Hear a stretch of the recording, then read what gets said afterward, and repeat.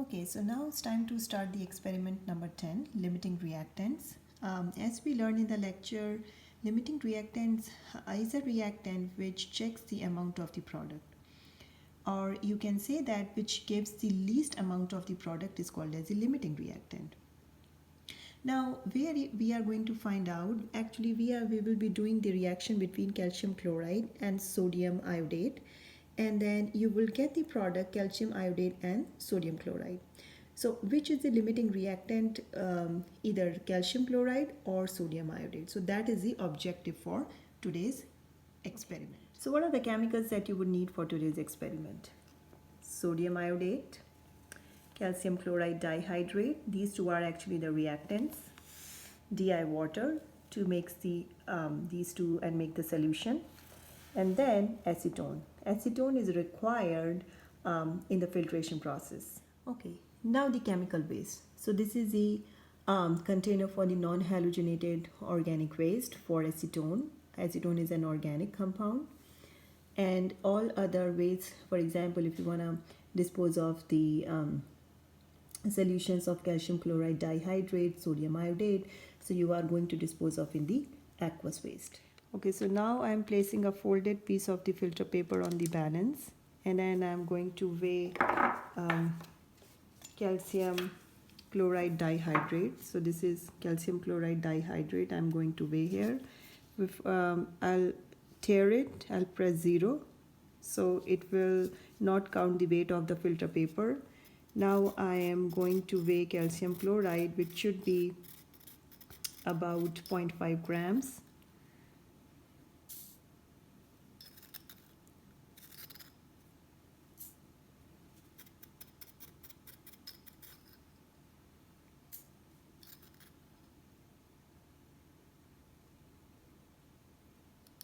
If it is little over 0.5 grams, this is fine.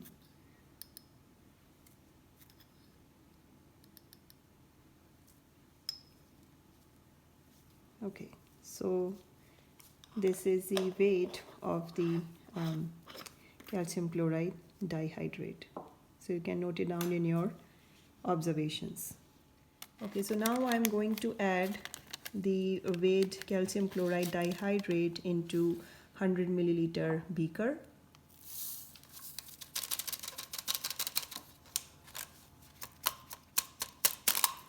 And then I have here about 10 milliliters of the deionized water. So I am going to basically take a little bit deionized water, and I will add to the weighing paper so that I will basically take all of the weighed amount into the beaker, because we know that we need to find out the limiting reactant, so we can't waste anything. Our yield is dependent on that. Okay, so now I basically transferred all the calcium chloride dihydrate into the 100 milliliter beaker. Now I am going to add deionized water into it.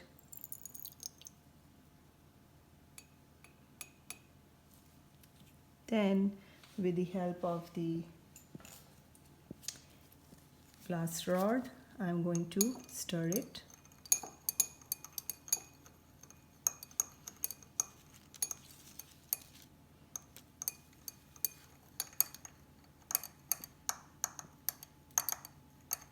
Okay, so now I'm going to weigh sodium iodate. Press 0, and then I'm going to weigh about 1.25 grams.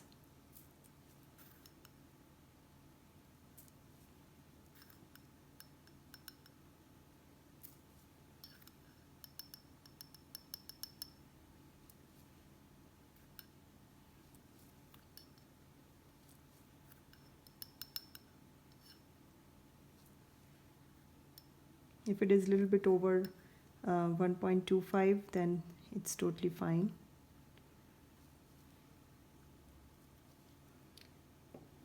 So it's basically a little bit out of the range. I would remove some, and that comes within the range. Now I'm going to add the sodium iodate into 250 milliliter beaker.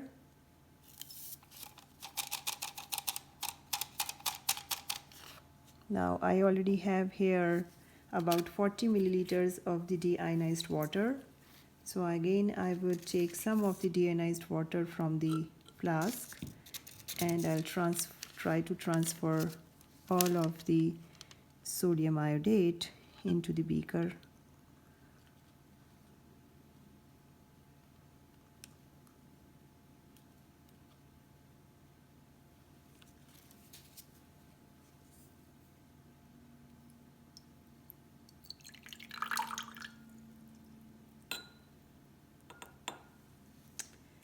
Okay, now with the help of the glass rod, I'm going to dissolve it completely. Okay, so now if you see, this is the solution for the sodium iodate. It's completely dissolved. It took about 2 to 3 minutes with some stirring with the glass rod to make it into the clear solution. And this is the solution for calcium chloride dihydrate. This is also completely dissolved. Okay, now I'm going to pour sodium iodate solution into the 100 milliliter beaker of calcium chloride dihydrate over the glass stirring rod.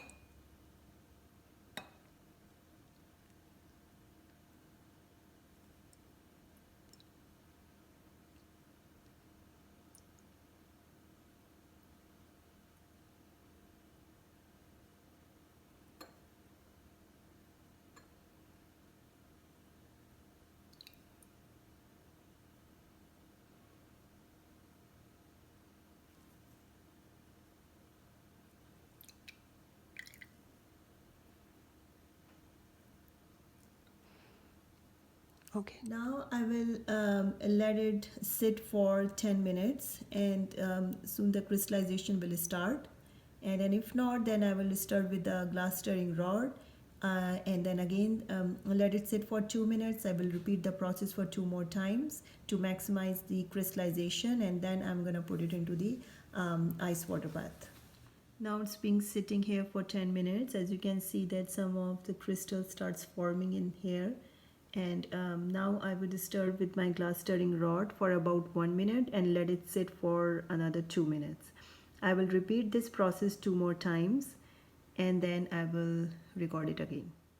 So I was stirring the solution, and when I see that it's turned cloudy, I stop stirring, and then now I let it sit for 2 minutes. Now I have kept the beaker, 100 milliliter beaker, into the ice water mixture for about 10 minutes to increase the crystallization, because the compounds are less soluble in the cold conditions, so it will enhance the crystallization process.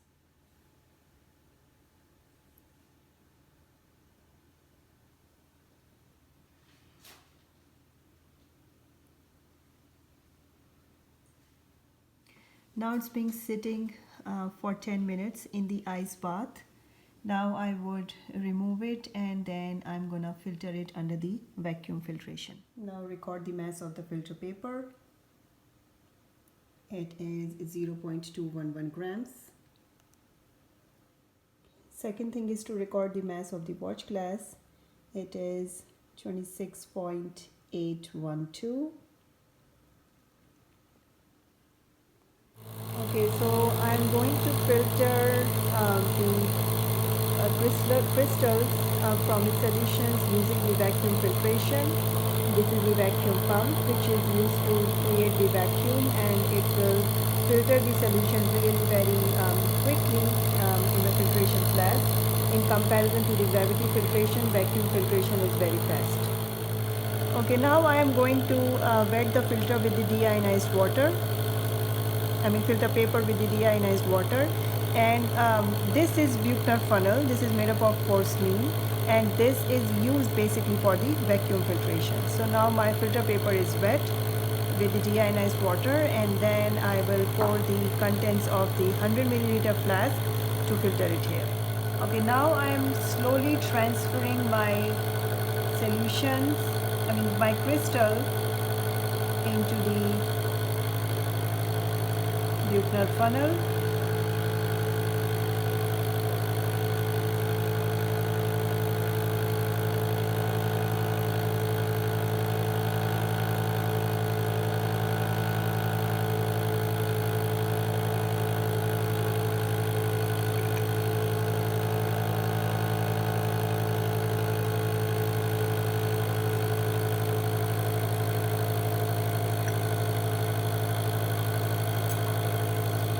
Now here I already have chilled about 40 milliliters of the water, DI water, which is very chilled. I would use this water in order to transfer all of my crystals from the 100 milliliter flask to the Buchner funnel. Now why I am going to use the chilled water? The reason is the solubility of the compound in chilled water is very less. So if I use the chilled water, I will be able to transfer maximum crystals into the Buchner funnel, and those crystals will not get solubilized and pass it to the filtration flask.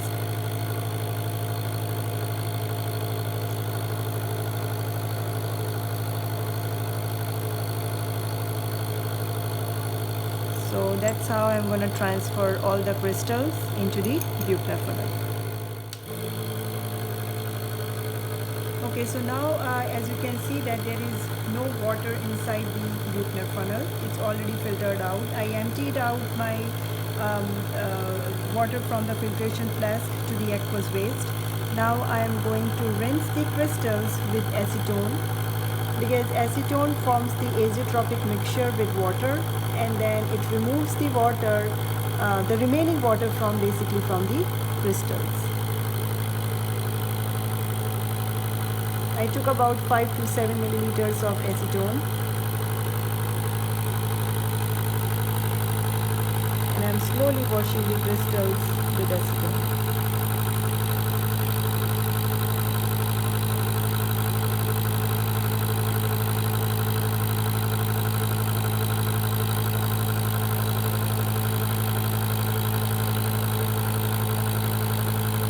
Now I will let it sit in this situation for about 10 minutes. Then after that I will remove the crystals from the Buchner funnel along with the filter paper, and I will transfer the filter paper onto the watch glass. I will transfer the filter paper again to the watch glass, and then I am going to weigh. That's the reason we weighed watch glass and the mass of the watch glass and the filter paper initially. So now I have transferred all the crystals of calcium iodate from the Buchner funnel after drying on the watch glass to record the weight. I let it sit the crystals on the Buchner funnel under the vacuum pump for about 15 minutes for like additional 5 more minutes. So I would say in total 15 minutes, and then I transferred it there to record the mass, and it comes to be 28.214, or yeah, so you can record 28.214. Okay, now comes the report sheet of this experiment. So the first question is, write the balanced equation for the reaction which occurs between aqueous solutions of calcium chloride and sodium iodide. So these two are the reactants. So in this case you are going to do the double displacement reactions in order to write the product, and then after that you are going to balance it, and you would be graded on this part. Then mass of calcium chloride dihydrate, you can write it by observing the recordings, and then molar mass of calcium chloride, you can note it down from here, and moles of calcium chloride dihydrate. So we learned in the lecture that how you can calculate moles when you have molar mass and the mass. So do that calculation in order to get the moles of calcium chloride dihydrate. Now the reaction, if you see the chemical reaction here, chemical reaction is taking place between calcium chloride and sodium iodate, but we are taking, or we are weighing, or we are doing the reaction actually with calcium chloride dihydrate. So this is the actual compound, but the reaction is taking place with calcium chloride, not the dihydrate. So in order to do the calculations for the final yield, we must know how many moles of calcium chloride is present in dihydrate.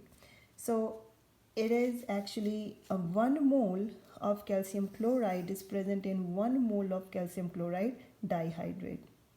So whatever calculations you will get it here for the moles of calcium chloride dihydrate, same number of moles you are going to write it here for the calcium chloride. Okay, so that's basically the case with the calcium chloride. Now comes the sodium iodate. Same thing, mass of sodium iodate you will get it from the recordings, and molar mass this much, moles of sodium iodate. So basically you would do the calculations to get the moles of sodium iodide.